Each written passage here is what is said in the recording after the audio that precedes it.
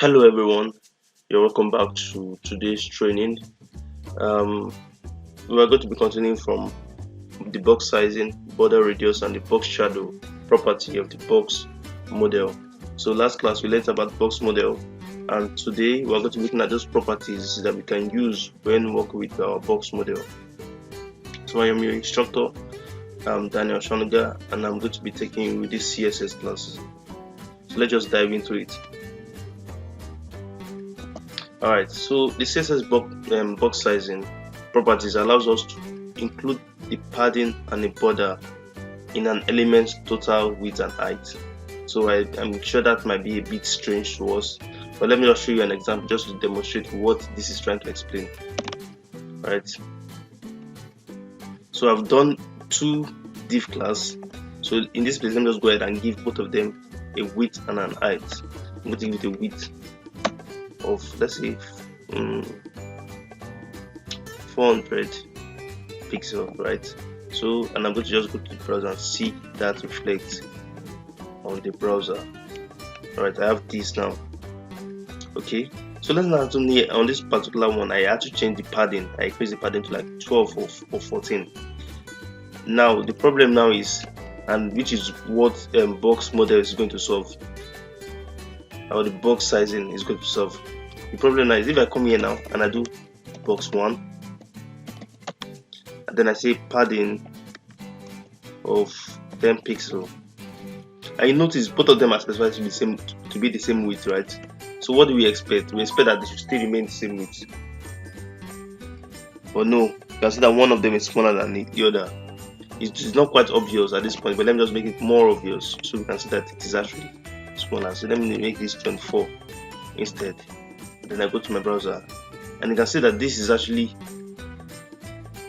quite bigger than this, but I specify the same height. Why is it now quite bigger? So this is where box sizing comes into play now, because the box sizing allows us to include the padding and our border in the elements total width and height, so that eventually both of them will be the same, both the width and height will be the same.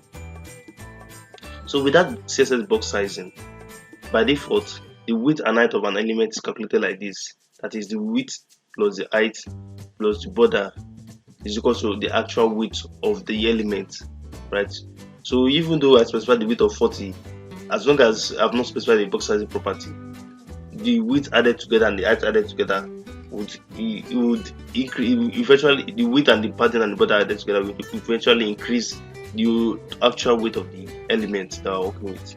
So now let's work with our box sizing. Let's work with our box sizing property. So with our box sizing property, it allows us to include the padding and the border in the element's total width and height. If you set the box size into border box on an element, padding and border are included in the width and height.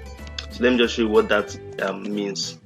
So presently we don't have the box sizing property, but let me just go ahead and use it here. I'm going to be using the box sizing. I'm going to call it border box. So since I've called it border box, let's go ahead and just check this on our browser. So can you see now, once I've declared border box on both of them, it maintains its width of 400 pixels, and the padding is still embedded in it. Can you see the padding they have specified for it is still there? You can see it's actually different, but I'm still maintaining its original width. And this is what box sizing or the box model helps us to actually solve, because it adds our width, our height, and our padding all together to become one, to take up the original width that was specified for the box elements, right? So that is what box sizing property brings to us. So the next one we're going to be looking at is our border radius, and the border radius property is used to add rounded corners to an element, right? And the border radius property is a shorthand for setting for border radius property. So let me just show you what this means. Right, I have the two of them. I'm going to set the border radius property to it. So border radius. So it's basically to add a corner or a rounded corner to our element. So let me set it to 16 pixels. And now let's notice before and after. Before I refresh and after I refresh, notice we have this like this. It is square like, and when I refresh, it has a rounded corner. So that is what the border radius property gives to us, right? And this border radius property is a shorthand for the border radius of notice when we work with margin, we talk about margin top, left, right, and bottom. So border radius property also work the same way, because we can actually specify a border top like this, border top left, border top right. So you have as much as possible that you can even work with. But I often love using this border radius property because it's a shorthand. I don't need to start specifying different angles or different corners. I want to be changing the radius, but I can just do everything at once like this. Alright, so that's the border radius property, and that is the way we can use it. And let's just look at it simple, probably a playful thing that we can just look at, which is creating a circle with a border radius, right? To create a full circle. And the border radius property is a short-term property for setting border radius, and we can use you can use the radius property of 50% to actually set our elements to become a full rounded circle. So I'm going to be creating a new element in my HTML file, and then I'm going to be calling it, let me just call it dot circle. This is just a shortcut I use. So dot circle, and I'm going to call it dot circle just like that.